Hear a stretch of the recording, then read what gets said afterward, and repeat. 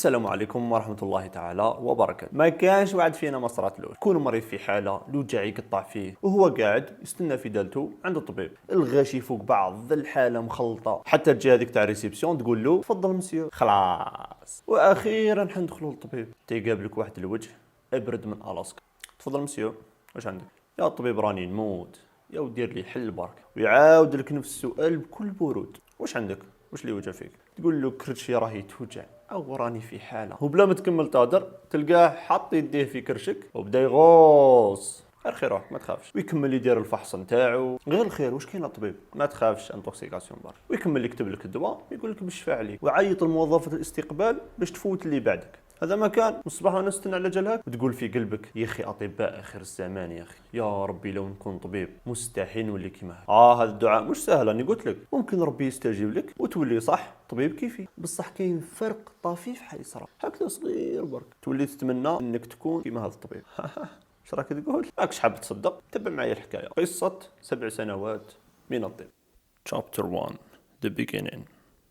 بعد ما نجحت في الباك وفرحت والديا كنت حاس خلاص واخيرا اتهنيت، ونلقى روحي رايح لافاك في اول يوم فرحان. الاول درس حنحضره كطالب طب، هل ساكودو جديد، لبسه جديده، داخل اللونفي، منبهر بهذاك الجو اللي في لافاك. خلاص جيبوا لي المرضى درك نبدا نداوي. وحنا قاعدين في لونفي نستناو في البروف متلهفين للقرايه، الناس بلي سالفي واش نقول لك، زعما اول يوم في كليه الطب. حتى تدخل البروف وتبدا الكور، العذاب اصحيبي العذاب، ما فهمنا والو، كلش بالفرنسي. لو كان غير جات الفرنسي اللي نعرفوها، الفرنسي هذيك اللي السكان الاصليين تاع فرنسا ما يعرفوهاش، اسمها غير الجليكوجينوجينيز، الجليكوجينوليز. انا احسنت الظن وقيل والله اعلم يكونوا 5 ياماني 4 ياماني، وانا برك اللي راني غلط في لونفي. سهله مهله حتى يجاوبني الديابو بنفسه، ديابو نطق جاوبني، مكتوب في كل صفحه فيه كور بروميير اني ميديسين، في كل صفحه مكتوب، ما يخليكش مامبا في الامل الزائف. وتكمل البروف وتخرج وحنا ما على بالناش مامبا واش كنا نقراو، الموديل ما على بالناش واش من الموديل، ويزيد يدخل البروف الثاني. العذاب صايبي العذاب. والمشكل الكبير يا كاينين اللي يتفاعلوا معاه، سقسيو جاوبوا علاه كيفاه الله اعلم. وكاين منهم واحد ولا صاحبي من بعده، وعرفت انه كان قاري تخصص من قبل وبدل للطب، تسمى مولف مع هذا المصطلح. على بها كان يتفاعل ويتجاوب.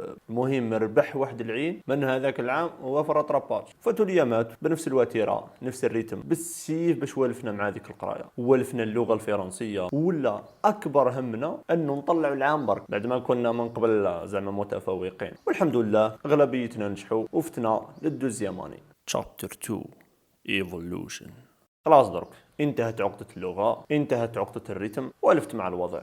عندي ماريو العودة للتفوق. بديت نجرب كل الطرق تاع القراية، دراسة بذكاء، بغباء، بفهم، بحفظ، كل الطرق مجربهم الحمد لله لاباس، لقيت روحي. بس الحاجة اللي كانت مقلقاتني هي مشكلة التركيز، نكون نقرا منا وراسي ما يسرح. ممكن تقول لي هذه حاجة سامبل، الناس كامل تصرى لهم، يسميوه شرود الذهن. لهنا نقول لك راك غلط. كاين فرق ما بين شرود الذهن وما بين مشكل التركيز. وانا مركز مع الكور، هذوك المعلومات اللي نقراهم كانوا ما يدخلوش راسي ونبدا زعما ننتقد فيهم، نطلع هبط، وانما كانوا معلومات لازمك تسلم بهم، اعتقد ولا تنتقد. وهذا خلاني في نفس الوقت وانا نقرا راني نخمم في حاجه اخرى. هذاك النوع اللي من الحوايج اللي يكونوا اكثر قابليه للنقد، حاجه كيما نقولوا هكذا فليكسيبل، باش نفرغ هذيك الطاقه تاع التفكير اللي كانت عندي. لانه الحمد لله كان عندي بزاف حب للفضول والاستطلاع والنقد والانتقاد، وهذا اللي خلاني مع الوقت ندخل عالم الثقافه والفن. تعلمت التصوير فوتوغرافي واحترفت تصوير الطبيعه اللي يسموه لاندسكيب، وكنت نصور تصاور تاعي نطبعهم ونحطهم على الحيط دي كادر يعني. ومن جهه اخرى كنت بزاف مهتم بالفكر الاسلامي، وتعرفت على واحد الشخصيات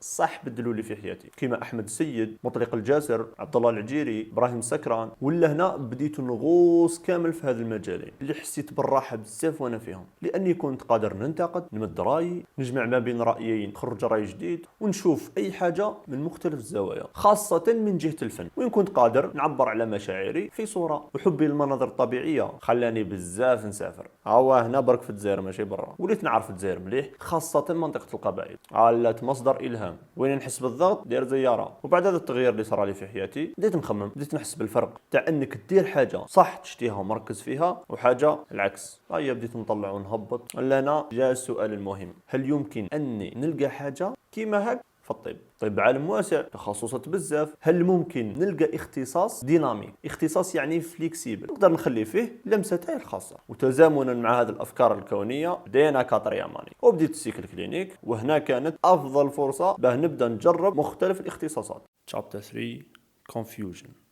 السنة الرابعة هي بداية الطور السريري اللي هو السيكل كلينيك، وهنايا كنت وجدت كامل الاحتمالات اللي خممت فيهم. أول فكرة جاتني هي أني ندير الطب فقط كمهنة، والتركيز نتاعي نخليه للاهتمامات الأخرى اللي نشتيهم، كما زعما نسمعوا ديما على هذوك الكتاب المشاهير المثقفين باللي أغلبهم كانت عندهم مهنة وكانت عندهم رسالة اللي يمدوا فيها أفضل واش عندهم. تلقاه ممكن أستاذ منا وكاتب روايات منا، مدير منا وسياسي منا، ومن أول يوم في لوبيتال سي بون هذه الفكرة إليميني. الناس راهي تخدم 36 ساعه، دراك ما خممتش في هذه الفكره، ورحت نحوس على التخصصات الاخرين اللي فيها امل انها تكون فليكسيبل ديناميك، يعني ماشي تاع كوبي كولي. حتى نختصر 3 عناوين: كارديو، شيروجي، ريا انستيزي. على يعني بالضبط هذه الثلاث تخصصات. كارديو هي من اكثر لي سبيسياليتي كلينيك اللي تحتاج منك فهم، وانا الفهمه هذه هي خدمتي. الجراحه هي اختصاص بزاف ديناميك، يعتمد على براعتك في العمليه، عليك وعلى يديك، وتقدروا الانعاش هو ميلونج كي شغل راك كلينيسيان داخل البلوك. وهنا بدات الرحله باش نبداو نجربوا، واخيرا حلبسوا التوني دو بلوك، ندخلوا للبلوك، نحسوا روحنا اطباء. سي بون، باي باي بيوفيزيك، بيوستات، ايكينوكوكيس غرانيلوزيس، خلاص سي بون راني طبيب.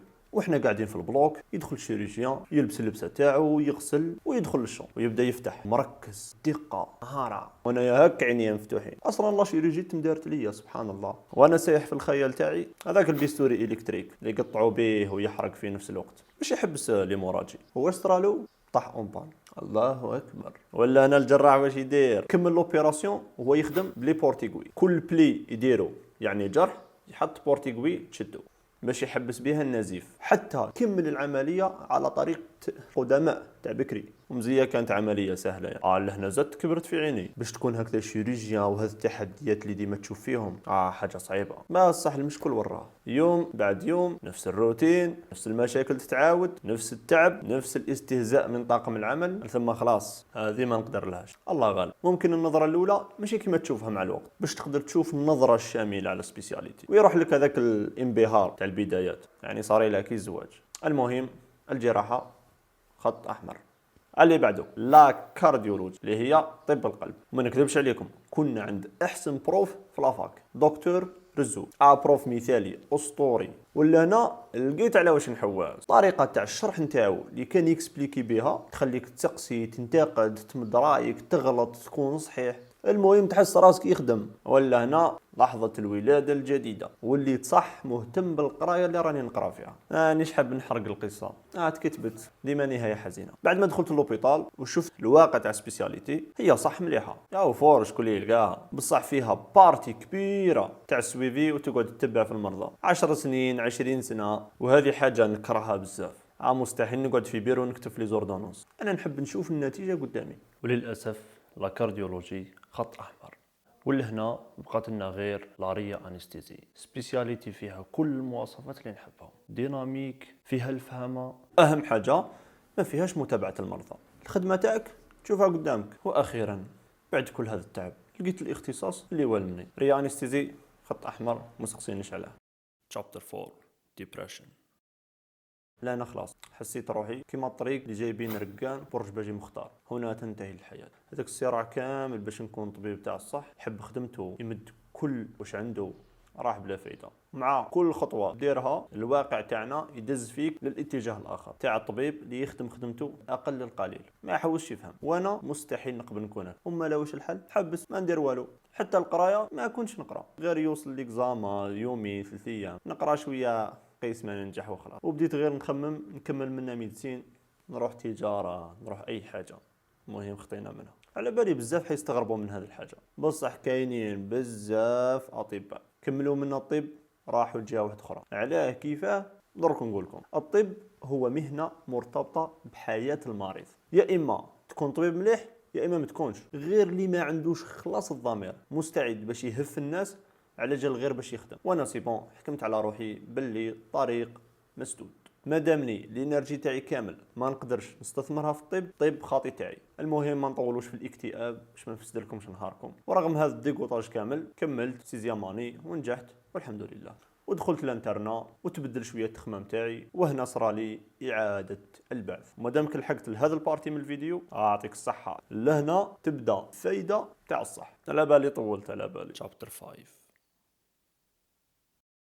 كاين بزاف صحابي اخرين نعرفهم اخرين ما نعرفهمش داروا طب، سواء كانوا حابينها شوي ولا اغلبيتهم بسبة والديهم. كاين بزاف منهم عندهم مواهب وقدرات، واش نقول لك، بصح كي يدخلوا للطب تم طحن المواهب بامتياز. لانه الطب ما تحتاجش منك قدرات عاليه، موهبه معينه، والله انك تكون مثلا فريمون انتيليجون. كل ما تحتاجه هو انك تكون مجتهد ملتزم وتعرف تنظم وقتك. هذا كامل التفكير الابداعي والقدره التحليليه والخيال الواسع احكامهم عندك، ماكش حتحتاجهم. وهذا يخلي بزاف ناس يحسوا رواحهم خارج مجال التغطيه. كي شغل الواحد ماهوش يلعب في الصاد نتاعو، حياته كامل ذهب ما كانش اياب. حتى انه كاين منهم اللي بهذا السبب يحبسوا ميدسين في طرواز ياماني، في كاتر ياماني، 5 ياماني. كان حتى اللي يكملوا الطب ويبدلوا المهنه. على بالي تبان لك صعيبه بزاف انك تسمح في هذوك ال7 سنين، بصح اللي نقول لك ما راحوش باطل. تلقى روحك تطورت 200%، 200%، وثاني في جميع المجالات. مثلا اللغه الفرنسيه والانجليزيه هذو بلا مزيتك تلقى روحك تعرفها. الشخصيه تاعك تولي فريمون قويه، تزيد مهاره التواصل مع العباد، فن الاقناع، فن الرد، فن كل شيء. واهم حاجه